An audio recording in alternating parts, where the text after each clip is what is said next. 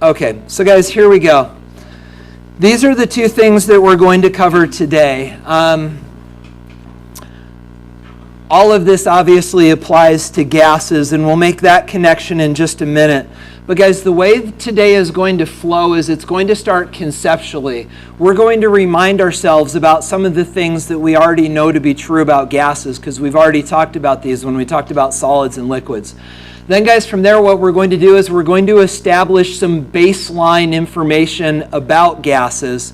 And then from there, we're going to start doing some math and talk about how gases change as we change environmental factors. So again, we'll connect to what we've done before. We'll establish some terminology and some baseline, and then we'll get into some new concepts and some math. So you ready to go?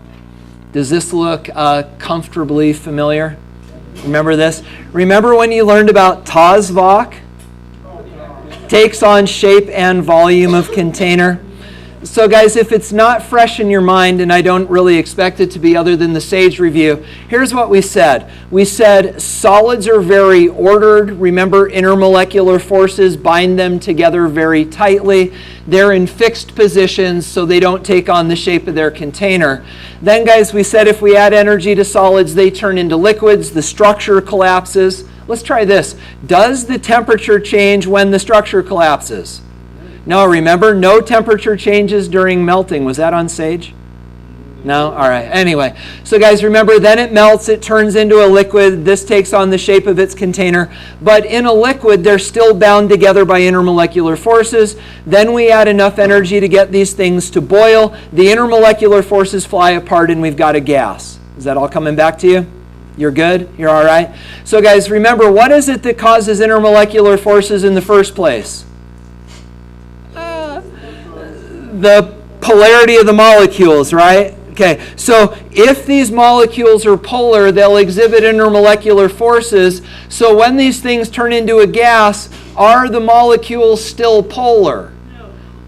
Yes. It's just that they're so spread apart. Be careful, guys. You're sort of tuning out in the middle of something very important. Guys, remember when we talked about this in class and we said this is a magnet and this is a magnet, and magnets naturally attract each other, but when we move the magnets out here, are they still magnets? Sure, but do they still attract each other? No, why not? Distances, right? And so guys, similarly, when we talk about gases, we understand that these molecules are in fact still polar. It's just that they're spread by such great distances that their intermolecular forces are no longer effective, and they behave as if they're moving apart from each other without attraction. Remember all of that? Okay. So guys, with that then as a background, this is what we're up to today. So guys, when we talk about these gases, and I'll just be straight with you, there's a lot of notes to take. Just limber up your hands. So guys, when we talk about gases, here's the problem. And you could just write down the word complex, because that's the key here, guys. When we study gases, it's hard to do. Guys, the things that are going on inside of gases are very, very complicated. They're moving around at hundreds of miles an hour. They're smashing into each other. They're smashing into the walls of the container. It is absolute chaos inside of there. And guys, here's the problem. Chaos does not lend itself to mathematical description very well. It's really hard to describe chaos mathematically. So here's what we do. And this you actually want to write down. So we understand that gases are complex. And you probably just wrote down the word complex. The problem is complex is hard to describe mathematically. So guys, here's what we do. Because we need mathematical descriptions, what we do is we use simplified models. Rather than trying to treat gases as they actually are, we cut a couple corners, and by cutting corners, we can then simplify the model and thereby simplify the math. Does that make sense? So we don't really talk about them the way they really are. We simplify the model, and by simplifying the model, we simplify the math. Now, guys, you don't need to write this down, but here's the thing. Don't write this down. The idea is this. Again, by simplifying the model, it simplifies the math, but here's the thing that's cool. These simplified models that create simpler equations give us about the same answers. So that goes like this. You ready? We can do this one of two ways, and you guys will resonate with this. One of the ways we can study gases is we can talk about all the complexity, we can do all the really hard equations and all the really hard math that actually describe gases the way they really are, or we can come over here. And if we come over here, we can simplify the model. It makes the math a whole lot easier, and guess what? The answers are almost exactly the same. So guys, what's a smart person going to do? The easy way or the hard way, given that the answers are about the same, we're going to go the easy way, right? So now guys, the question is this. What is it that we've got to do to simplify the model to make it easier? This you've got to write down word for word. This is critical. So guys, this is our simplified model. So we are not going to treat gases the way they really are, because they're too complicated. We're going to treat them as if they are what are called ideal gases. Now guys, there's only two simplifications to talk about gases as ideal gases. But here's the thing, when I share these simplifications with you, guys, you should sort of recoil from these a little bit. When I put these up on the board, if you really understand what they mean, something inside your brain should go, that's impossible. Because it is impossible. Ideal gases do not really exist. These are simplifications. You ready? So here's simplification number one. Ideal gases are gases that are composed of molecules with ... You ready? There's two things that come after the dots. So ideal gases are gases composed of molecules with. And guys, this is absurd. You ready? Number one, mass but no volume. If you read that, and if you don't go, that's impossible, then you don't understand what you're reading. So guys, what does it mean for something to have mass but no volume? What does it mean that it has mass? Go ahead. Exactly. So mass is weight, right? Weight is gravity pulling on mass. So if something has mass, it means it's made of stuff, right? It has weight. It's there, but then as you pointed out, what does it mean that it has no volume? Doesn't take up space. Guys, is that possible? Can something be there but not take up space? Of course not. Guys, this is impossible. But again, it's one of the simplifications that makes gases easier to study. It turns out that the volume of the gas molecules makes gases really hard to study. So what we're going to do is we are going to treat these molecules as if the molecules are so spread out that their itty-bitty little sizes really don't matter. So they're there, but they don't take up space. And how can that be? Well, they really do take up space, but because they're so spread out, we say the size of the molecules themselves doesn't really matter. But again, guys, that's impossible. If you exist, you take up space. But again, to make the mathematical study of gases easier, we just pretend like the molecules don't take up space. So guys, that's number one. Here comes number two. Oversimplification number two is this. Gas molecules don't have intermolecular forces. Now guys, this one you might have less of a problem with, because now you're thinking, wait, we talked about that all year. We said that gases don't have intermolecular forces. We just described this with the magnet, and we said the magnets don't attract. But guys, it's not actually true, and I'll show you why in just a second. I'll let you write it down. But guys, gases actually do contain intermolecular forces. We just pretend like they don't. So here's the idea. Ready? Let's pretend like these magnets are gas molecules. And they're still magnetic, just like gas molecules could still be a little bit polar. So why are they not attracting each other now? They're so spread apart, right? But what are gas molecules actually doing? Moving around at hundreds of miles an hour. And I almost hit you. And as they move around at hundreds of miles an hour, what happens if they get close to each other? They stick to each other. But guys, when we talk about ideal gases, we pretend that no matter how close together they get, they never get sticky. Even if they run into each other, they immediately bounce off and they never stick. And that's not really true. When these gas molecules get close to each other, they do stick momentarily, but that little bit of sticky makes the math really crazy, so we just pretend like they never stick, and then the math is easier. You get the idea?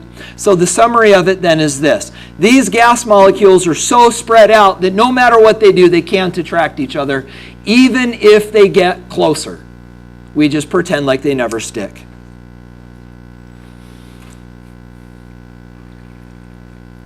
Okay, so guys, let's make sure you're good with this. Do ideal gases really exist? No, there is no such thing as an ideal gas. So now you're thinking to yourself, wait a minute. Is this just because I'm a stupid general chemistry student? And I can say that to you all because you guys have demonstrated you're not stupid because you blew the top off the sage curve. But, so guys, are we just dumbing this down because we're stupid general chemistry students? And maybe when I get to AP, or maybe if I get my PhD, then we'll actually talk about what gases really do? And guys, the answer is no. It doesn't matter how many abbreviations come after your name. You can be doctor, whoever you want to be. You're still going to treat gases as if they're ideal gases. This is not dumbed down chemistry. This is smart chemistry, because simple models are better than complex models if the simple models work. So this simple model, if you decide to be a chemist, you will use for the rest of your career because it's good. Do you get the idea? Okay, so guys, that's what we're going to do this year. We're going to treat gases as if they're ideal. Are you good with the concept? Can we keep going? All right. So guys, with all of that said, we now need to create a level playing ground. So we're now going to talk about the behavior of gases. We understand they're moving around at hundreds of miles an hour. We understand that the molecules are so small that they don't really take up much space. We understand that they never stick together, no matter how close they get. But guys, now what we need to do is we've got to talk about the factors, and you don't need to write this down yet. We need to talk about the factors that influence the way gases behave. And there's two, temperature and pressure. So guys, remember STP, back when you learned moles conversions? 1 mole of gas has a volume of, any of you remember the number? 22.4 liters at STP. That's this. Now we're ready to talk about it finally. So guys, the idea is this. The behavior of a gas changes dependent upon the temperature or the pressure. And I'll show you real world examples of this in just a minute. But guys, in order for us to control for this temperature and pressure effects, we talk about what is called standard temperature and pressure. So this part you want to write down. So instead of this, you know what? Let's just do this. Let's just get rid of this, and let's just call this standard temperature and pressure. Okay, now I'm going to have to do this and go here and put that here. And oh boy, that created a mess, but I'll be okay in just a minute. And there we go. And here we go. Okay, so guys, the idea is this. To control for this stuff, we need to determine what is called standard temperature and standard pressure. So we're going to talk about them one at a time. First of all, standard temperature. You need to know the value, and it's this. 0 Celsius. Guys, what magically happens at 0 Celsius? Water freezes. But guys, here's the trick. When you're studying gases, you can't use the Celsius scale. You've got to use what is called the Kelvin scale. So these two temperatures are equal. 0 Celsius is equal to 273 Kelvin. Yeah? It is not. No, it's... I think it's 273.13, but even that I don't think is perfect. We're just going to go 3 significant digits. But Jay, what you will need to be able to do is convert between these. This is the world's simplest equation. Write it down. So guys, it goes like this. In this unit, you've got to use temperatures in Kelvin. Many times you'll be given temperatures in Celsius, and in order to convert, all you've got to do is add 273.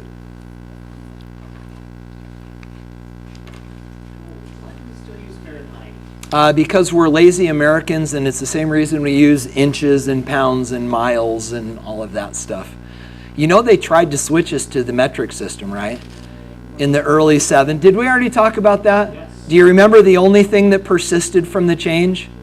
The 2-liter bottle of soda. Yeah. What was the purpose of creation of this? Let me show you. So guys, are y'all caught up with me? Please don't write this down, but watch. And it actually comes back to Tyler's question, but also to what Spencer said. Check this out. Don't write this down. Here's the idea. So Spencer said, why do we still use Fahrenheit? And guys, the answer is because we're lazy. But we understand that there's a Celsius scale, and we don't think in Celsius very well, but there's also a Kelvin scale. And let me talk to you about the differences. So guys, let's do the Fahrenheit scale first. So boiling point of water, freezing point of water, and then absolute zero. And guys, do you remember the magic thing that happens at absolute zero? The molecules stop, right? Okay, so with that in mind, let's lend some numbers. What is the boiling point of water in Fahrenheit? 212. Who knows where it came from, but it's 212 degrees Fahrenheit. Then, guys, it sounds like you know well, maybe you don't. The freezing point of water in Fahrenheit? 32, right? And so, guys, I frankly, we could look it up, but I don't know where these numbers came from. But there's 180 degrees between freezing and boiling in the Fahrenheit scale. And so on that scale, absolute zero then is actually 459 degrees below zero. That's relatively chilly. Okay, so we're clear down here. But again, guys, we don't use the Fahrenheit scale in science, so let's go Celsius. So what's the boiling point in Celsius? 100. Freezing point is 0, right? So how many degrees between freezing and boiling? 100. Makes good sense, right? Okay, but then, guys, absolute zero. So absolute zero in Celsius, and again, Jay, this is only 3 significant digits, is negative 273. So it's about it's almost 3 times colder than boiling is above freezing, if you sort of understand the analogy.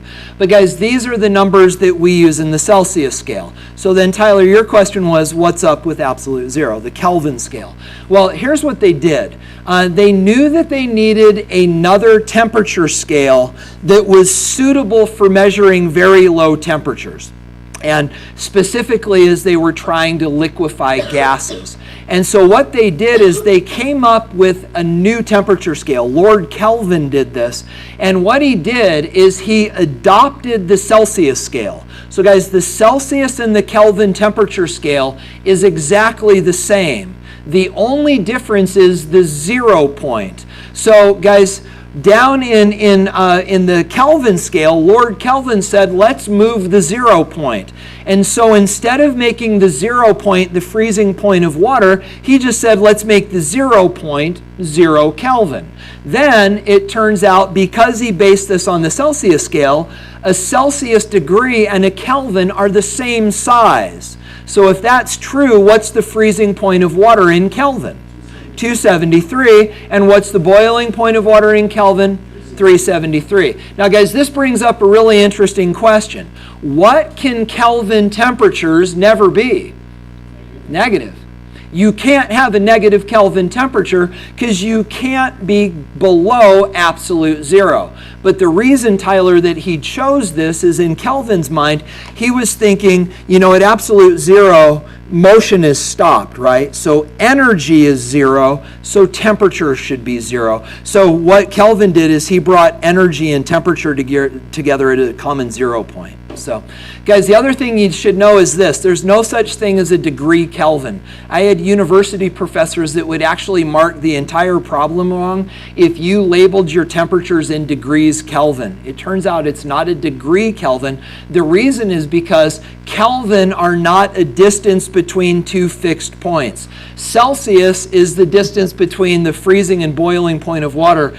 Kelvin only has one fixed point, and that's absolute zero. So these are technically not degrees because degrees measure distances between points. So these are not degrees, they are just Kelvin. If you put degrees Kelvin on my test, I don't care, but at the university level, they may get you. Go ahead. So how do they actually read the temperature absolute zero if there's absolutely all energy stops? Well, again, remember we've never been there. And so, and the video will actually, because it's another great reason to show you the NOVA video, they talk about it. But the way that they actually measure these super cold temperatures is by conductivity. Because when a metal falls to absolute zero, the actual definition, guys, of absolute zero is a condition of perfect order. So what happens is even inside a crystal, like even inside of salt, I mean, we represent it like this and it looks really pretty, right? But these distances between these atoms are not actually exactly the same. There's still disorder in the crystal. When this thing hits absolute zero, everything is perfectly ordered. So that's actually the definition of absolute zero, is the point at which there's zero disorder. And when you hit that point of zero disorder, you also hit a point of zero resistance. And so when you pass a current through something at absolute zero, it conducts perfectly. And so the way they measure these super cold temperatures is they pass a current through it, and by knowing how much current they put in and how much current they're getting out, they can measure the current drop, which then tells them the amount of disorder in the crystal, which they can then use to figure out these super cold temperatures. So yeah, it's pretty cool. There's a lot of smart people out there. It kind of gives me the chills. So guys, you okay with Celsius and Kelvin? Is that okay? You get the idea? Okay, so then this should make more sense. So to go from Celsius to Kelvin, all you got to do is add 273. Groovy? Okay, next one we need to talk about then is standard pressure. So guys, this is a pretty, it's sort of a wishy-washy definition. You ready? Well, let's do this. What is the definition of standard temperature? What happens at these temperatures? Water freezes, right? So what is standard pressure? You ready? It's the pressure at sea level on an average day. Doesn't really sound like much of a definition, right? But guys, it is. They have collected not eons, but decades or centuries of data. And we know the pressure at sea level, and sea level is constant other than that our oceans are rising, but you get the idea. So we know the average pressure at sea level. You guys know that pressure changes with the weather though, right? So you're watching the weather report and they tell you the barometric pressure, and they tell you the barometric pressure is 32.15 and rising. What does it mean that the pressure is rising? Good weather's coming. Literally, atmospheric pressure is going up. That means good weather. When the pressure falls, it means bad weather. And when the pressure is in the toilet, what does that mean? Hurricane.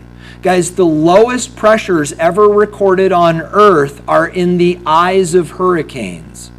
Those are the lowest pressures ever recorded on the planet, are in the middle of hurricanes. So low pressure, bad weather, high pressure, good pressure. But what on average, or what kind of numbers are we talking about? You can write these down if you want, the first two. So the other two you need to know. But guys, I tried to put this in perspective for you. So you guys, I think most of you drive, and hopefully you know to maintain the pressure in your tires, right? So what units do we use to measure the air pressure in tires? PSI, right? So do you know about where you run your tires on your car? About 30, 32, 40 is pretty high. Although so the last 3 bike rides I've gone on, I've flatted. I actually on Saturday flatted coming down from the top of the Aspen Loop around a corner. Scared the crap out of me. So I just got new tires. These are they. And so these we inflate to about 120 pounds. They think that's why I may be flatting, is because I've been running my tires at about 100. But anyway, so bike tires about 120, car tires about 30. Just like, let me put it in perspective. Atmospheric pressure at sea level, about 14 and a half. So it's about half the pressure you might put in your car tire. Go ahead. Well, it's just been calling mountain bike tires. I run mine at 30 PSI. Yep. Fat bike tires you can run at 5. And the reason is volume. because what you're really trying to do is support you, and so the larger the volume, the lower the needed pressure. Yeah, go ahead, Spencer. Okay, another way of doing it, like measuring it atmospheric pressure. We're going to, actually, yes. And that's not this lab, but the next lab that we're going to do. We'll actually get a barometer in your hand and let you do that. Yeah, absolutely.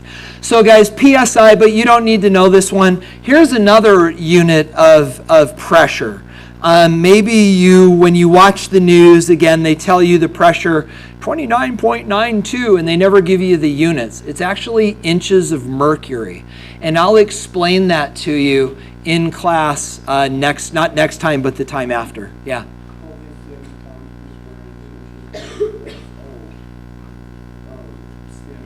These two numbers are the same pressure. In the same way that I could say you weigh 160, 70 pounds or 85 kilograms, and that's the same amount, it's just different units. These are the same pressures, just in different units, and both of them are standard pressure. Okay, so guys, these are actually the units you need to know. This is my favorite. You ready? Standard pressure is equal to 1 atmosphere. I like that one. I'm good at doing math with ones. Guys, this is actually the preferred unit in AP. Most of the math that we do with gases in AP will be in ATMs. But there's another one that you need to know, and it's this. And this is actually the one we're going to use today if you want to circle it. We are going to use what are called kilo, meaning thousands of pascals. You know Pascal's triangle, right?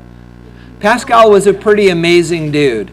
He was a mathematician, he was a scientist, he was a philosopher, and he studied gases. And he came up with a unit for gas pressures called the Pascal. Turns out it was too small to really be useful, so we just multiply it by 1,000 and call it a kilopascal. But guys, this is standard pressure, 101.3 kilopascals. That's the unit we're going to use today. Now, with all of that said, let me ask you a question. What pressure are you being exposed to right now here in Orem? Would it be above, below, or at 101.3 kPa? I'm hearing both. Is the pressure here in Orem greater than 101.3 or less than 101.3? Less than 101.3. Why? Higher elevation, there's less atmosphere pushing on us because we're higher in the atmosphere. So guys, here in Orem, we're probably somewhere around 80 kilopascals on an average day. So yeah. So this is obviously English. This is also English. This one is metric, and this one is what is called the SI unit, the International System Unit. So is that what you were thinking? Yeah, that's it. So English, metric, SI. So yeah. So then shouldn't the pressure in a flat tire, like including a flat tire, be 14.69 since it would be balanced? Yes, and that's not something we're going to talk about here, Jay, but for example, we'll talk about it very briefly. So it depends on the gauge. So when you inflate your tires to 30 psi, that is 30 psi greater than the atmosphere. So, and then it becomes a question of 0 point, because sometimes when we read pressures, it's relative to the atmosphere, which is what Spencer was getting at a minute ago. Other times when we measure pressures, it's relative to 0. So, for example, when you measure the pressure in your tire, it's actually relative to the atmosphere, which we assume doesn't change a lot. So, you guys okay on the ideas? All right, so guys, with these set as baseline ideas, we are now going to do this. We are now going to fiddle around with temperature, fiddle around with pressure, and figure out the way gases respond. Grab your calculators, we're going to do some math. No, you don't need that in your notes. So guys, again, now what we're going to do is we're going to mess with temperature, we're going to mess with pressure, we're going to figure out how the gases respond. Now, to do this, guys, Guys, you understand that when you're taught something in science that's a law, like the law of conservation of mass, you sort of go, ooh, that's a law. This has got to be a really big idea, right? And you heard about the law of conservation of mass, and as you start to wrap your head around it, you're like, crap, really? Matter is never created or destroyed, and you understand it's a really big idea, right? I'm about to introduce you to some laws. Guys, don't be impressed by these. They're so simple that anybody in this room could have come up with it. It's just that Boyles and Charles did it first, so they got to name them. But they're frankly kind of super simple. Okay? You ready? First one first. Charles' Law.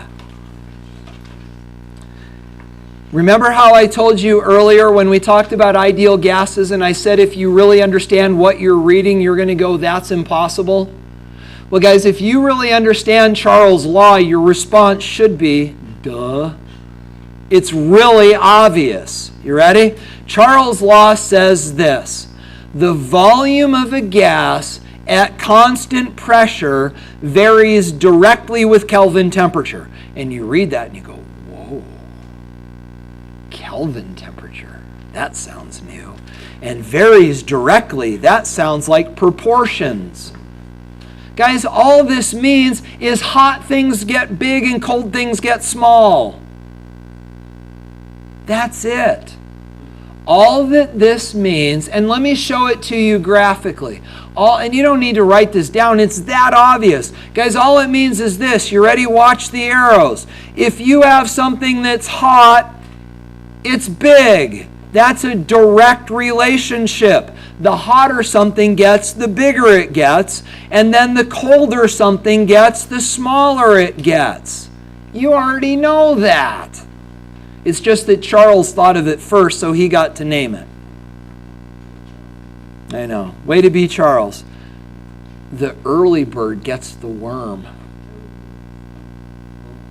I never knew what that meant until just now.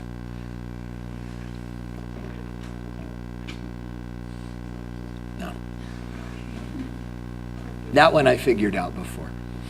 So, guys, Charles' Law, groovy, right? So, if you really understand, which I think you already did, that you get something hot, it gets bigger, it's cold, it gets smaller. Guys, let me give you some real-life application for this. You ready? Have you guys all had this experience? You get up in the morning, you walk out to get in your car, and it's a cold winter morning, and your tires are flat. And your first response is, all right, who's the practical joker that let the air out of my tires? But then you realize, oh, it's cold out. So did anybody let air out of your tires? There's the same amount of air in your tires. So why do your tires look flat on a cold winter day, assuming you don't park in a warm garage? Why do your tires look flat? The molecules are moving slower, so they come closer together. Yeah, and as they come closer together, the gas shrinks, and your tires are now underinflated. Guys, that's all Charles' Law says, that as the temperature of the air in your tires goes down, the volume goes down, and your tires look underinflated. But then, guys, what happens by the time you've driven to school? Driving on the tires causes them to warm up because the tires are flexing as they rotate and hit the road. As they flex and rotate, they get warm. You know your tires get warm when you drive, right? What does that do to the gas inside? Heats the gas up, and by the time you get to school, your tires look inflated again. Not because anybody blew air in your tires, but because the gas heated up and expanded. Charles' Law. You get the idea? What about this one? Do any of you know how hot air balloons work? Yes, thank you. An amazing grasp of the obvious. Guys, did you all know that hot air balloons actually have a huge trap door in the top? If they didn't, they would explode. Here's the way these things work. I think you know that there's a huge propane burner right here, and the guy or girl that's driving, if you can call it that, this hot air balloon, actually just has a valve that causes this burner to go crazy. Well, guys, obviously the burner is heating the gas inside the balloon, right? So what does Charles' Law say? As the gas gets hotter, what does it do? it gets bigger, right? Now here's the thing. The balloon should explode, but it doesn't. The reason is because the pilot of the balloon actually has a rope that they pull, and when they pull the rope, there is actually, it's frightening how big it is. There is an enormous hole in the top of the balloon. Normally it's covered with a trap door, but when they pull on that rope, the top of the balloon actually opens up, and all of that expanding gas rushes out the top. Then when they close the door to that thing, the gas that's still trapped inside is now less dense than the gas that is around the balloon, because so much of the gas has escaped, and that's what causes the balloon to rise. Guys, if that trap door wasn't there, Charles' law says that balloon should just get bigger and bigger and bigger and eventually blow up. So instead of that, they let the expanding gas escape. Did you guys know that? Oh my gosh, you learned something today. All right. So guys, you groovy on Charles' law? Okay, so now let me introduce you to Charles' evil twin, Boyle. They actually weren't related. So guys, Charles' law talks about temperature and volume.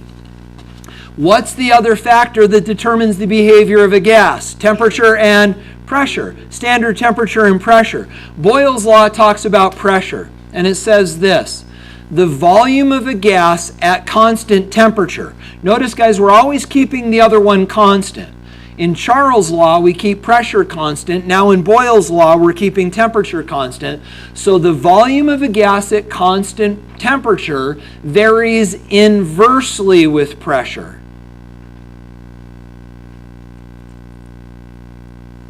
So guys, what does it mean to vary inversely?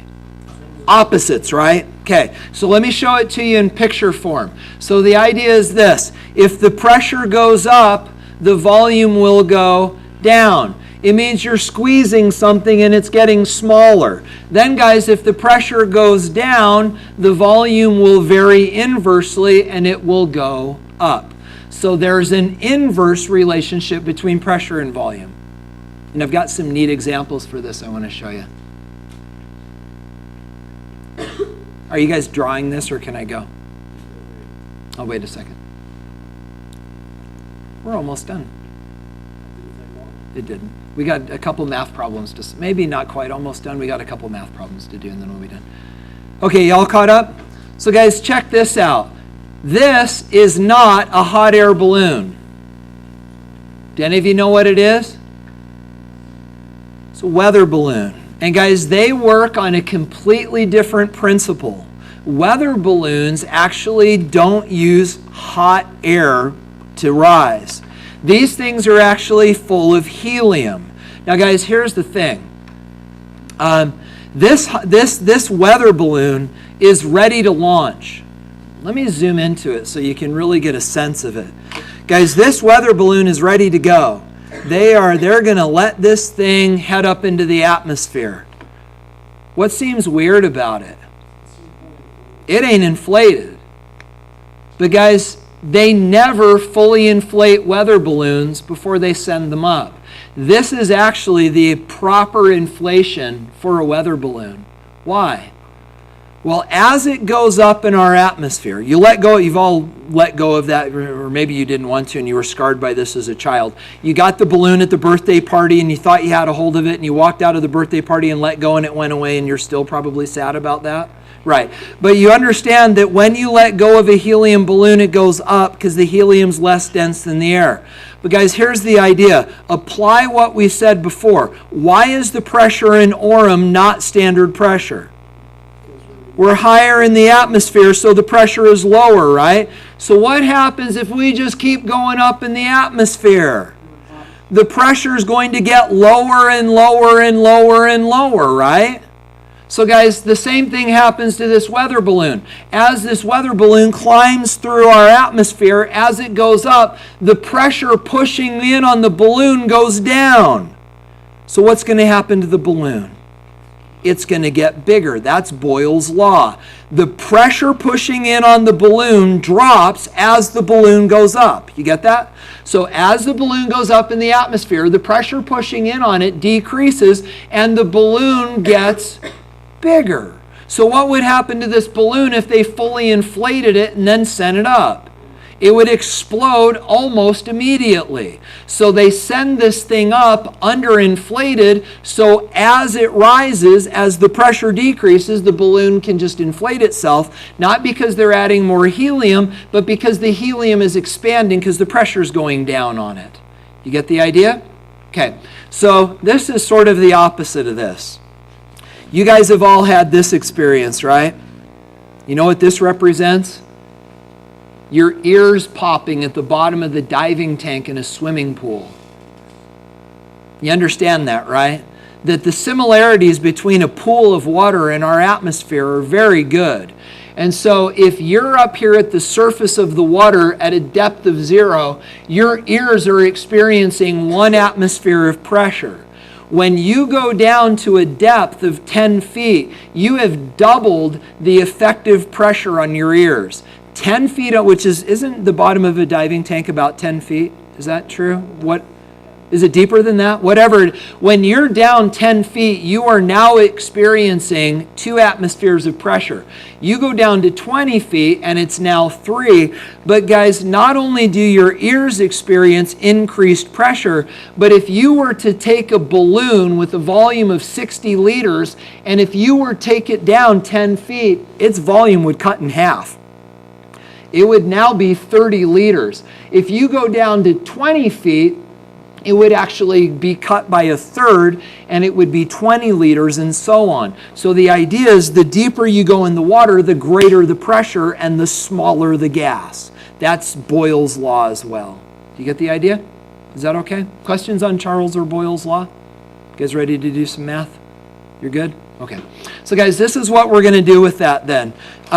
Be careful what you write down. I'll prompt you. Don't write this down. So guys, it goes like this. Here's what we're going to do. You understand it conceptually. You understand temperature up, temperature down, pressure up, volume down, pressure down, volume up. Now we're going to do it mathematically. So guys, what we're going to do is we are going to account for temperature and pressure mathematically, but sometimes we're going to account for changes in both. Now guys, in either case, the way that we're going to do this is by taking an equation and removing any variables that remain constant and then solving it for the variables that change. This is the equation. Write it down. P1 V1 T1 is equal to P2 V2 T2.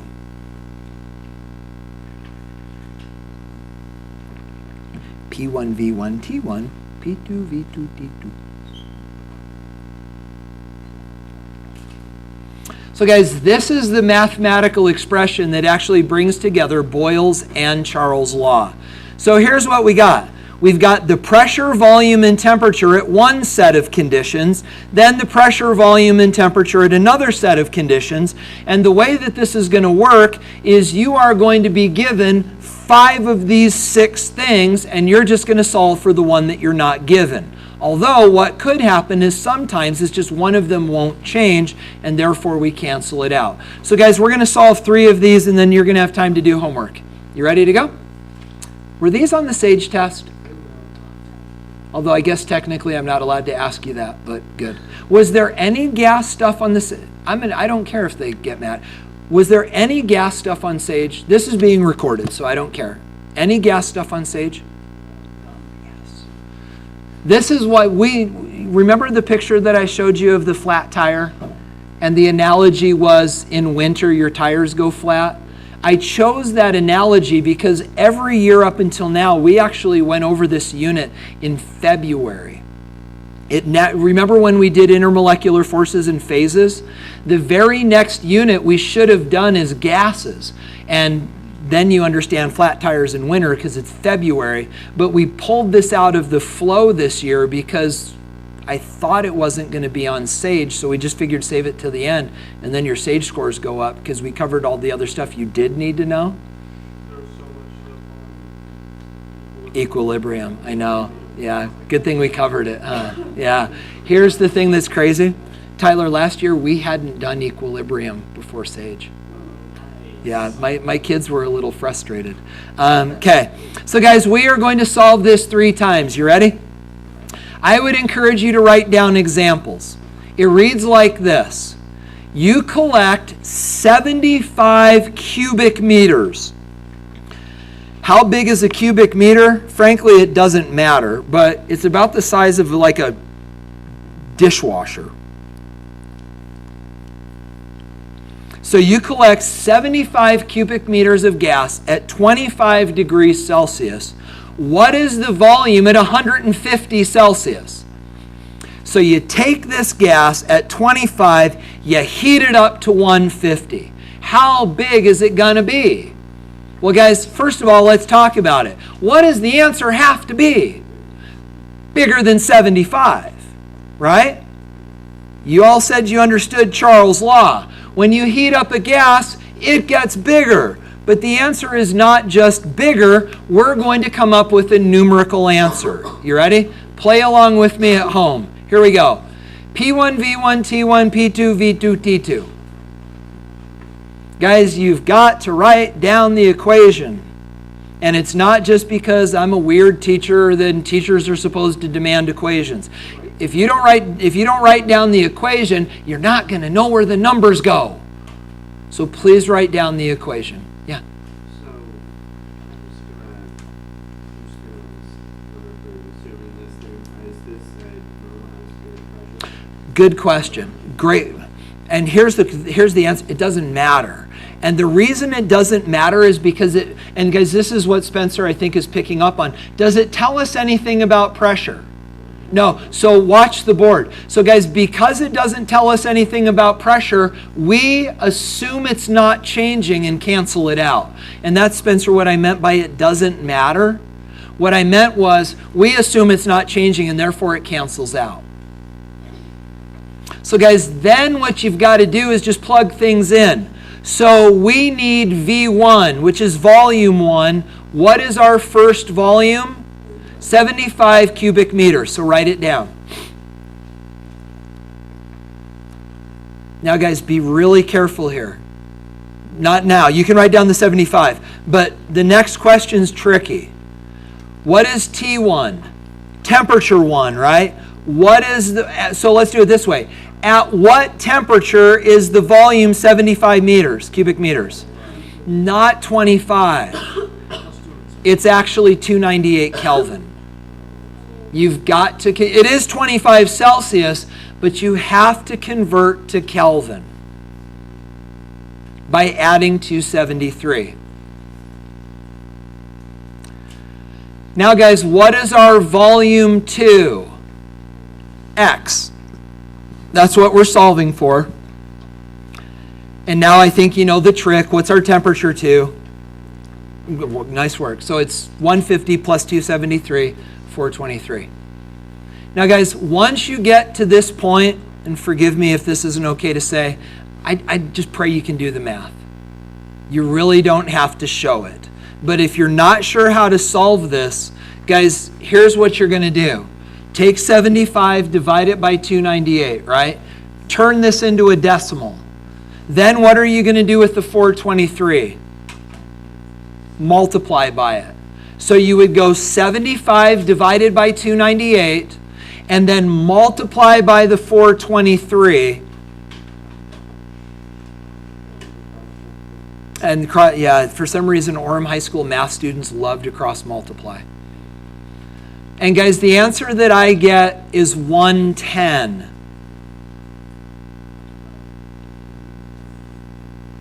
Did you all get 110? Yeah, Nate, do you see why? What's going on? The answer should be 106, right? But now, guys, watch. Do this with me. How many significant digits here? 3. How many here? 3. How many here? Why do you only get 2? Because of 25. When you convert 25 Celsius to Kelvin, it doesn't give you a bonus significant digit. So the bottom line is this, guys. Let me just make this easy for you. When you're determining significant digits, don't look at the problem setup. Look at the problem itself, because many times you're converting Celsius to Kelvin and it looks like you've got another significant digit you shouldn't. So it comes out to 106, but it's really 110 to 2 significant digits. You guys good? Okay, we're going to do 2 more. And then you'll still have 15 minutes or so to do your homework. So are we really okay there? Okay, so next one reads like this. 325 milliliters of gas at STP. Oh, there's STP. 273 Kelvin, 101.3 kPa. Now, guys, this is about 1/3 of a liter, right? So you collect 1/3 of a liter at this. What is the volume at 167 kPa? So again, we write down the equation.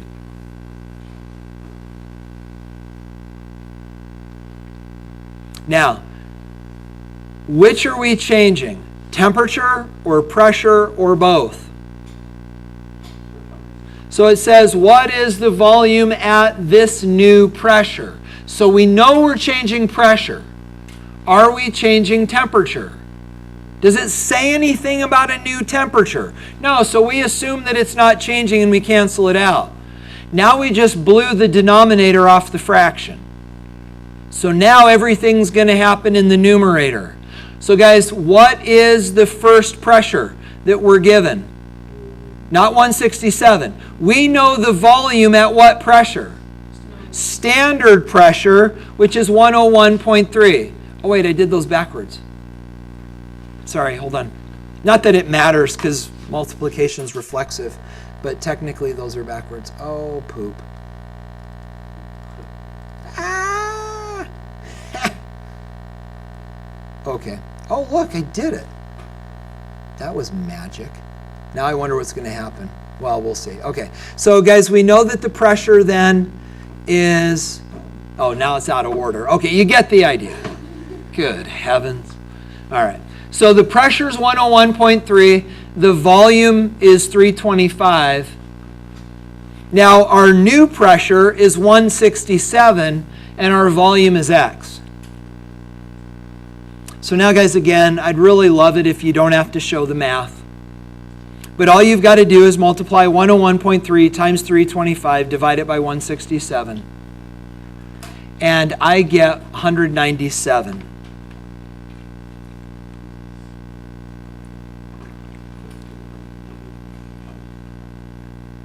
And guys, if you think about it, it makes sense. The pressure is going from 101 to 167. So the pressure is going up, so the volume goes down. The volume went down to 197. Is that okay? Guess what we're going to do last? Both.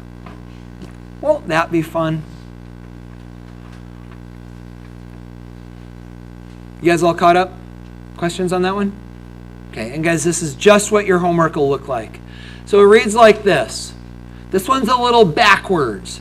It says, what is the volume of a gas at STP if it occupies 3 liters at 150 kPa and 410 Celsius?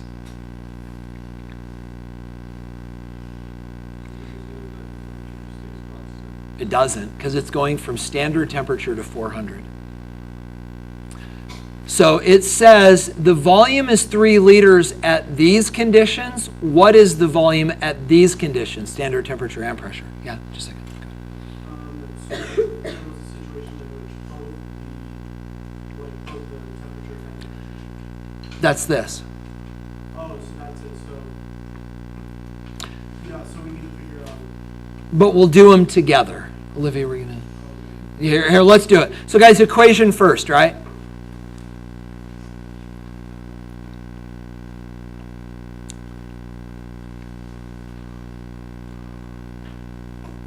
So guys, this gets a little bit backwards. So we know the volume, right? We know the volume is 3 liters at what pressure and what temperature? 150 and 410. Is that okay? So we know the volume, 3 liters, at a pressure of 150 and a temperature of 410. So let's plug that in. So at 150 kilopascals of pressure, the volume is 3 liters, and then the temperature would be 683. That's 410 plus 273.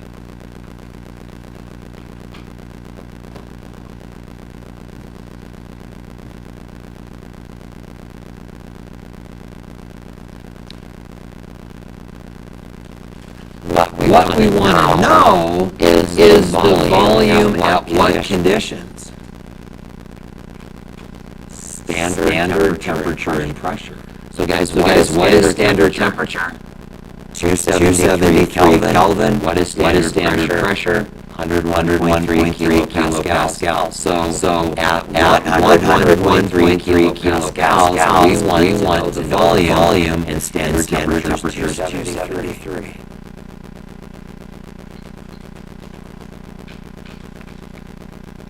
So now guys, again, to solve this, I would suggest you convert all of this into a decimal. Go 150 times 3 divided by 683. Then you're going to multiply by 273, divide by 101.3, and the answer works out to 1.8 liters. So guys, I'll give you a minute to run the math if you need. I'd love to help if I can. You've got the homework in front of you. The answers are on the wall. We got about 10, 12 minutes to work on this homework. Thursday, guys, we'll grade the homework. We'll watch that NOVA video. My hope is that we don't have to do a homework assignment related to that video and we can just sort of enjoy it for what it is. Then we've got a lab, we've got a lecture, we've got a lab, then a check-in day, and we're done with the year. That freaks, well, and then you have another test. But, yeah. So, guys, run these numbers, make sure you're okay. I'm going to quit recording, and let's spend the next few minutes and let's see how much of this homework we can get done.